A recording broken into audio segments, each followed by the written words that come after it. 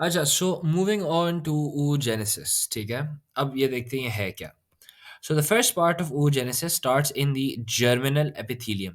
ठीक है ना? एपिथेलियम का एक पार्ट होता है जिसे जर्मिनल एपिथेलियम कहते हैं, which gives rise to the development of ovarian follicles, the functional unit of the ovary. ठीक है ना? ओवेरियन फॉलिकल से ओवरी का फंक्शन डिफाइन होता है। At birth ovaries contain several hundred thousand to several million circular bundles of cells known as follicles.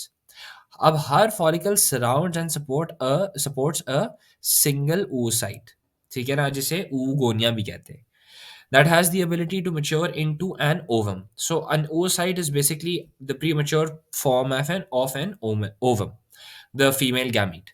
So oocytogenesis is the process जहाँ पे oogenesis शुरू होता है and ovarian follicles की conversion into a primary oocyte होती है. A primary oocyte is just an immature egg. The oocytogenesis is complete either before or shortly after birth in humans.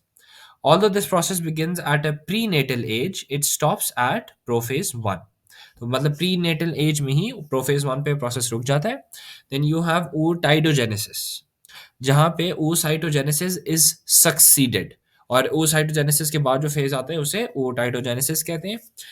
यहाँ पे डिवीजन ऑफ प्राइमरी oocyte होती है into an ooted, and then a primary oocyte is, by a biological definition, a cell whose primary function is to divide by the process of meiosis.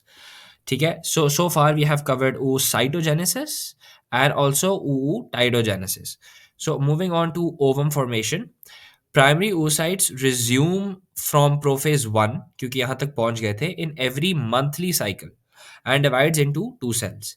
अब oogonia in germ cells undergo mitosis and primary oocytes are formed, and the primary oocyte then undergoes meiosis and a haploid secondary oocyte alongside the first polar body is formed. Our chromosomes are divided equally in both cells, but one cell will get the largest share of the chromosome, which will be your haploid secondary oocyte. The cell is called secondary oocyte and the other is called the polar body, जिसके अंदर कम share किया है.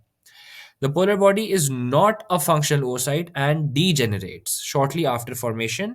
ठीक है ना? And it is important because it allows the oocyte to be reduced in genome. ठीक है ना? तो मतलब उसकी haploid form होने में काम आता है.